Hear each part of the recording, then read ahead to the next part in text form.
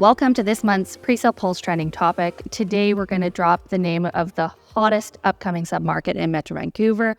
Now, I'm Brittany Reimer, and joining me today is Suzana Goncalves. Tell me, Suze, what's on your mind? Yeah, thanks, Britt. Reflecting over the past 12 months, we've seen some fairly limited launch activity in most major submarkets.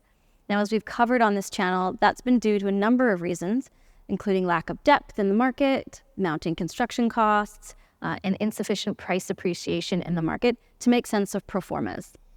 Yeah, you're absolutely right, Suze, but that's about to change. At MLA, we spend a considerable amount of resources keeping tabs on upcoming launches in order to help our development partners make informed decisions. And our contacts suggest that we're about to see a very busy season this fall in the Burnaby market, with 6 concrete towers slated to come to market from some very reputable developers.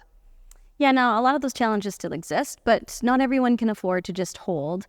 They need to move some of these projects forward. So we're talking about Reimer by Wesgroup, Solhouse 6035 by Bosa, Greenhouse by Concord Pacific, Icon at Southgate Village by Lettingham McAllister, and Riviera on the Park also by Lettingham McAllister. We also have to mention Citizen by Anthem, which as of time of filming has just started sales.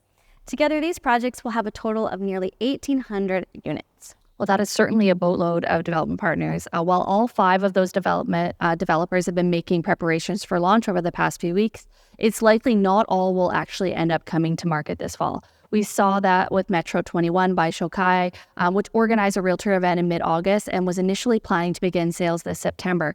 But with the amount of product coming to market from more established, esteemed development partners in that market, they have now pushed the sales to closer to spring 2024. Yeah, some smaller developers will wait for the bigger players to test the depth of market first and adjust their own pricing and incentives in response.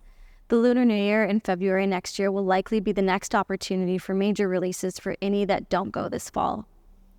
Now, I can't help but reflect back. The last time we saw a wave of product in this magnitude was in West Coquitlam in the summer of 2022, Suze, and before that, it was Brentwood.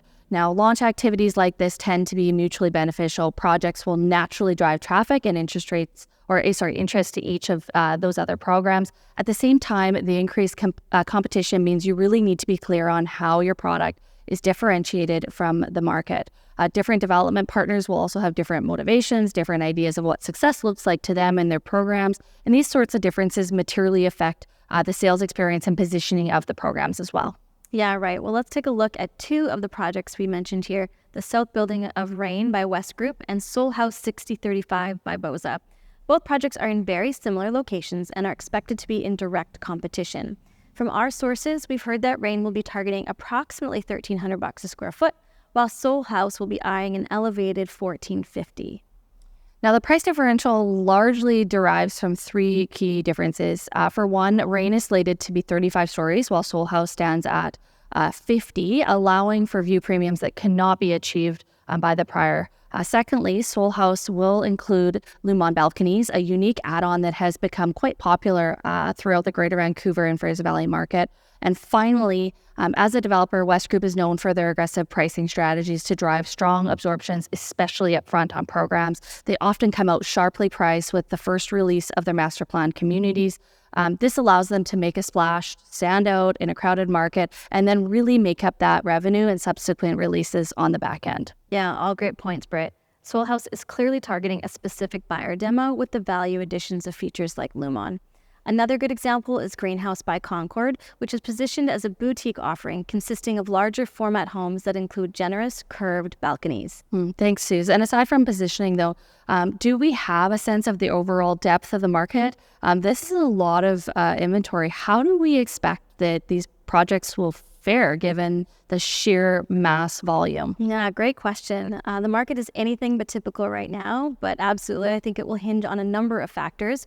Firstly, while there are 1,800 units across 6 towers, it's very unlikely all these towers and units will come to market at once. Some of these will push to spring, and many will be doing limited releases of product rather than full tower launches. This will alleviate some of the pressures of an oversupply of units available. Secondly, we have seen a lot of positive economic news recently. The sentiment of the market will depend on the degree buyers respond to that news. And finally, performance will greatly vary from developer to developer. Bosa and Concord have very established buyer pools they draw from, including buyers in the Metrotown area. A group like Ledningham McAllister, whose product tends to be very middle of the road, might struggle a little bit more. Yeah, absolutely. All very, very good points, Suze. We saw the Tower of Lougheed's Tower 3 come to market last month, and they have struggled heavily to move product due to really just poor potential positioning on issues like completion timelines. At the same time, we've heard that Citizen, which has only recently started sales, has had approximately 185 sales, so that's 50% of their units. That's largely due to Anthem's loyal following and their reputation, as well as the first mover advantage, being first to be in the Burnaby market and get a bit of a leg up on those competitive sites. Yeah, these are the differences that dictate sales success and the type of things we focus on with our clients when prepping our programs. Many industry players, not just developers active in Burnaby, will be watching the performance of these programs in the coming months. Stay tuned for next month's video for a detailed update from our end. Yeah. And one of the things I will say, Suze, as these launches aggressively come to market, there will be a ripple effect that will positively benefit many other submarkets. I think of West Coquitlam. I'm thinking of Surrey City. We look at Metrotown, 1,300 to 1,400 price per square foot. That is only going to benefit other submarkets and drive values like we've seen in the past. So I'm actually kind of excited to see how these Burnaby launches impact our Fraser Valley market in particular. Yeah, without a doubt. Well, it looks like we wrapped up another trending topic episode. Now hit that subscribe button so you never miss an episode. And if you haven't already, be sure to check out our newswire, a daily email roundup of all the latest breaking news in the world of real estate. Yeah, thanks for tuning in, everyone, and we'll see you next time.